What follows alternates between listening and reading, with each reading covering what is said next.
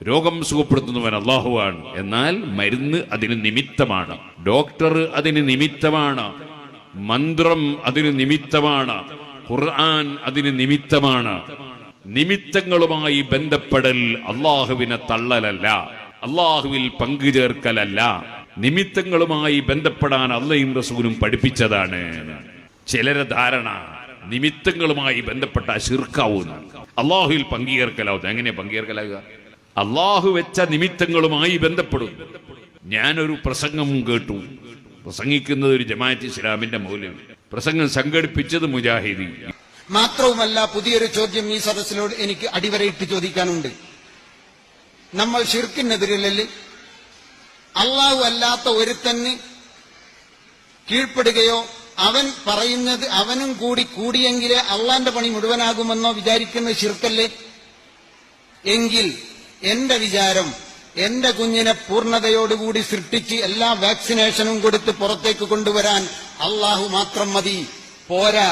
അള്ളാന്റെ കൂടെ ഡോക്ടർമാരും ഗൈനക്കും കൂടെ കൂടണമെന്നാണ് വിചാരമെങ്കിൽ അത് ശിർക്കാണ്, കൊടിയ ശിർക്കാണ് എന്ന് വിശ്വസിക്കുന്ന ആളാണ് ഞാൻ.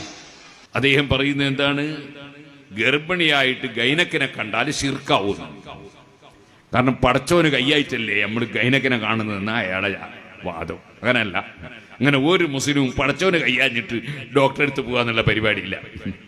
അല്ലാഹു തആല നിശ്ചയിച്ച നിമിത്തം എന്ന നിലക്ക് ഡോക്ടറെ സമീപിക്കും. ഏതുപോലെ ഖുർആൻ പറഞ്ഞു, വലഖദ് നസറകുമുല്ലാഹു ബിബദർ, ബദറിൽ വെച്ച് അല്ലാഹു നിങ്ങളെ സഹായിച്ചു. ഖുർആന അവിടെ തന്നെ റബ്ബ് പറയാണ്, ഇത് തഖൂലു ലിൽ മുഅ്മിനീൻ, നബിയെ തങ്ങൾ ഈമാനുള്ളവരോട് പറയുന്നു, അലൻ യക്ഫിയകും അൻ യുമിദ്ദകും, അല്ലാഹു തആല നിങ്ങളെ സഹായിച്ചാൽ നിങ്ങൾക്ക് പോരെ, ബിസലാസത്തി ആലാഫിൻ മിനൽ മലായികത്തി മുൻസലീൻ, 3000 മലക്കുകളെ ഇറക്കി സഹായിച്ചാൽ. ശേഷം പിന്നെ പറയുന്നു, ബി ഖംസത്തി ആലാഫിൻ മിനൽ മലായികത്തി മുസവ്വിമീൻ, 5000 മലക്കുകളെ ഇറക്കി അല്ലാഹു നിങ്ങളെ സഹായിച്ചാ പോരെ. സുബ്ഹാനല്ലാഹ്, മലക്കുകളുടെ സഹായം അല്ലാഹു വെച്ച നിമിത്തമാണ്. ശേഷം റബ്ബ് പറയുന്നു, വമൻ നസ്റു ഇല്ലാ മിൻ ഇൻദില്ലാഹിൽ അസീസിൽ ഹകീം, സഹായം അല്ലാഹുവിൽ നിന്ന് മാത്രമാണ്. അല്ലാഹ് മാത്രമാണ് സഹായിക്കുന്നവൻ എന്ന് പറയുന്ന അതേ റബ്ബ് തന്നെ അതേ ആയത്തിൽ തന്നെ അതേ സ്ഥലത്ത് തന്നെ പറയുന്നു 5000 മലക്കുകളുടെ സഹായം. അപ്പൊ അത് അള്ളാഹുവിന്റെ സഹായമാണ്. അള്ളാന്റെ സഹായം അല്ലാഹ് മലക്കുകൾ മുഖേന കൊടുക്കുന്നു. അള്ളാഹുവിന്റെ സഹായം പണക്കാര് മുഖേന കൊടുക്കുന്നു, ഡോക്ടർ മുഖേന കൊടുക്കുന്നു, മരുന്ന് മുഖേന കൊടുക്കുന്നു, യന്ത്രം മുഖേന കൊടുക്കുന്നു, തന്ത്രം മുഖേന കൊടുക്കുന്നു.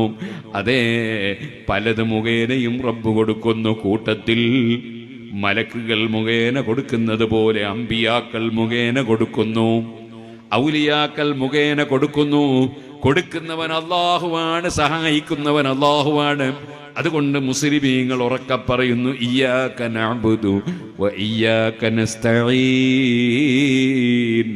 സർവ്വ വിഷയത്തിലും നിന്നോട് തന്നെ ഞങ്ങൾ സഹായം ചോദിക്കുന്നു. കാരണം ആരിൽ നിന്ന് എന്ത് സഹായം എപ്പോൾ എത്ര എങ്ങനെ എവിടുന്ന് കിട്ടിയാലും അതെല്ലാം അല്ലാഹുവിന്റെ സഹായമാണ്. അല്ലാഹുവിന്റെ സഹായം അവൻ പല സൃഷ്ടികൾ മുഖേനയും കൊടുക്കുകയാണ്. അല്ലാതെ അല്ലാഹുവല്ലാതെ യഥാർത്ഥത്തിൽ സഹായിക്കുന്നവനില്ല. അതുകൊണ്ട് തന്നെ സുഹൃത്തുക്കളെ, അല്ലാഹു സഹായത്തിന്റെ നിമിത്തങ്ങളായി നിശ്ചയിച്ചവരുമായി ബന്ധപ്പെടുന്നത് ശിർക്കല്ല, കുഫ്റല്ല, ഹറാമല്ല, കറാഹത്തല്ല. അതുകൊണ്ട് തന്നെ ഗർഭിണികൾ ഗൈനക്കിനെ കാണാൻ പോയ